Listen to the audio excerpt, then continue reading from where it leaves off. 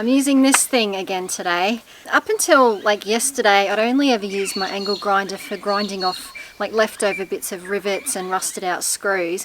I'm still getting used to using it to actually cut through metal. I'm going to be the first to admit that of all the power tools, this is my least favourite. I wouldn't say I'm scared of it, but I have a very healthy respect for this and its potential for taking off limbs. So I'm really not comfortable using it, but unfortunately it's the only thing really that's going to be able to remove the rusted metal that I need to get out, so it's got to be done.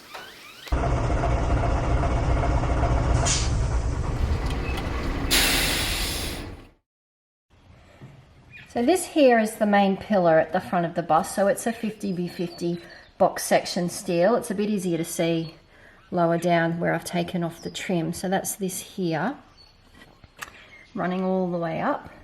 And then this piece here is a piece of flat steel that they've welded onto the edge of this pillar. And then this little piece here is what I'm trying to get rid of at the moment. So it's like a narrow little piece of box section that's been welded onto this. And I think the idea of this was, it was just providing a bit of extra support. If I come around here, you'll be able to see. This is the outer fiberglass skin of the bus. And around here on the inside was where that stainless steel trim was that I removed. So I think the idea of this was just to provide support for the rivets that were going through, joining all those things together. Obviously, you can see it's completely rusted out, so that's the bit I'm trying to get off. This flat piece and the main box section pillar are actually in really good condition. Like, they're very solid until you get lower down towards the bottom, and then they start getting quite rusty. And of course, at the very bottom here is where this pillar is completely rusted out. So I will have to do a little bit of extra welding in there to give this a bit more support. But I'm actually trying to preserve this and this piece here as much as possible. At this stage, I'm not entirely sure how I'm going to frame and hang this door, so I don't want to cut too much away, but obviously this piece has to go. In order to get at that, I'm actually cutting a little piece of the fiberglass away as well. So you can see here the edge of the fiberglass is pretty ratty and not that great anyway. So I'm actually taking it back about 1 inch from where it was, cutting into that, and then that gives me much better access to this to be able to cut into that and remove it. And I don't think taking 1 inch off the skin is going to cause me too many problems, because I can just put a little bit of extra framework in there and trim this to cover it when I'm ready to hang the door. I don't want to cut too much more off than what I am, but I think this will be okay. So you can see the bit that I did yesterday, I pretty much did the bottom half of the door. So this piece here, you can see is what I've removed on this bottom half. It's still a little bit rough. Like, I'm obviously going to have to come back and do a bit more grinding and maybe even a little bit more cutting to cut these pieces off to clean it up. But for now, I just want to get the bulk of this piece off. So that's what I've been doing. So I've done the bottom half, and today the aim is to do the rest of it at the top. And then that should give me a much better idea of what frame I've got left, and hopefully some more ideas about how I might actually frame the door and where I can attach the hinges to.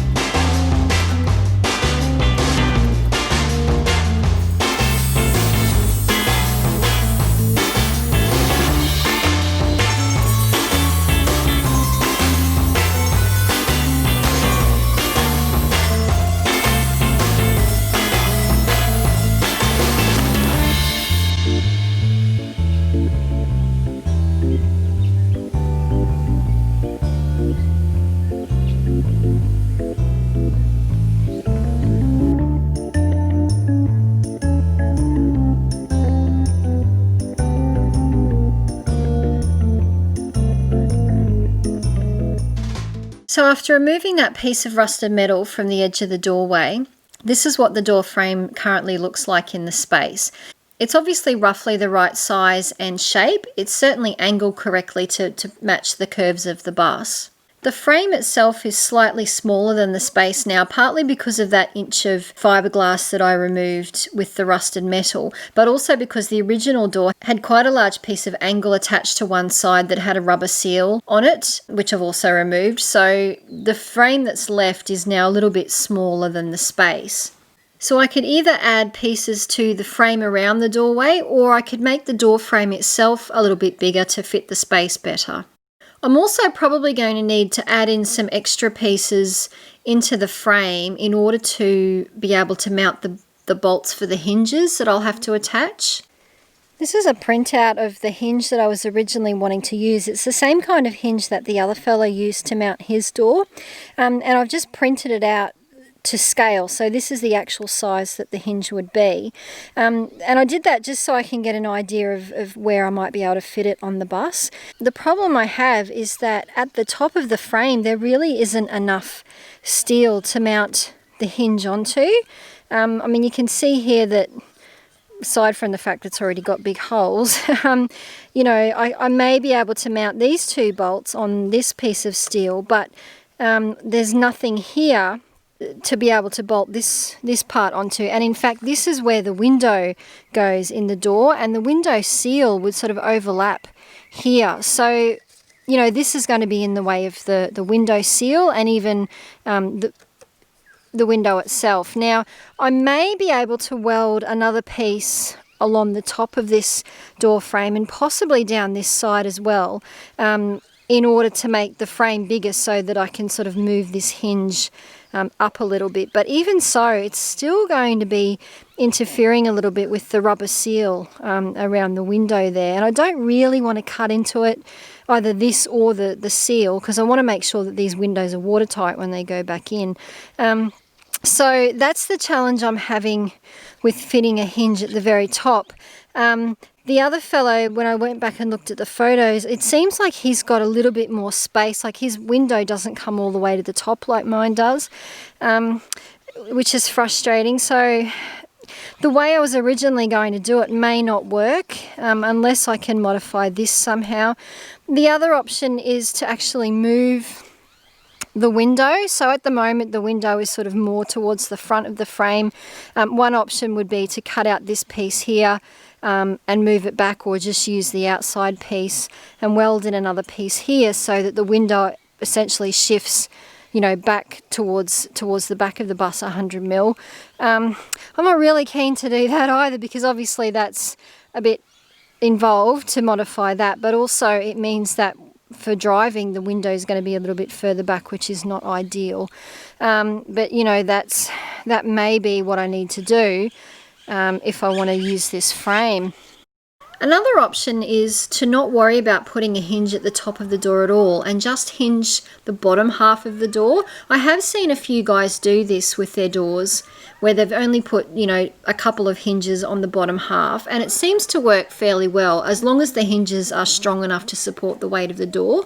Fortunately, the bottom half of my door at least is actually square and straight, and I could probably fit 3, maybe even 4 hinges on this bottom half. And because the bottom half of the door is straight, I wouldn't have to worry about using offset hinges to allow for the fact that the top of the door is going to be further away when the door's open and so forth. The only concern I have doing it this way is that my door is really heavy. This frame, as it is now, weighs 20 kilos without the windows or the external skins. By the time I put all those things back in, it's probably going to weigh 30 or more kilos, which is quite heavy. So there'd be a lot of strain on the hinges. So you would have to make sure that any hinges that you use were fairly heavy duty and able to support that weight. I never expected that this door remodel would be easy at all, but it's certainly proving to be more of a challenge than even I was expecting. The original plan I had for hanging the door, which I thought was going to be fairly straightforward, turns out to not really be possible without doing quite a few modifications to my door frame, and I can't help thinking that if I'm going to have to do quite a bit of work and significant modifications to the original frame in order to get things to fit and to work well, am I better off just scrapping it altogether and building something completely new? You know, something that's a lot more lightweight and a bit easier to hang, something that's square, you know, and then just working out how to box that in to fit the curved frame of the bus.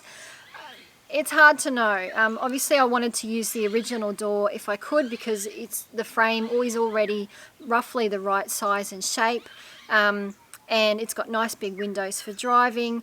It's obviously cheaper than having to go and get a completely new frame built and get custom windows made and so on, but it's turning out to be not quite as easy as I thought it was going to be, and it may in fact be less work and less complicated to just scrap it and build something completely new.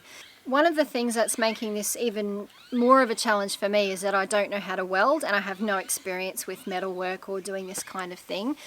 So that makes it a little bit more daunting, I guess. Unfortunately, I can't get my mate who did the last welding job for me to do any work on the door, because the COVID restrictions means that he's actually stuck on the New South Wales side of the Queensland border and can't actually get up to me to help out with this. So I'm faced with potentially having to pay someone professional to come and do it for me, which is going to be expensive.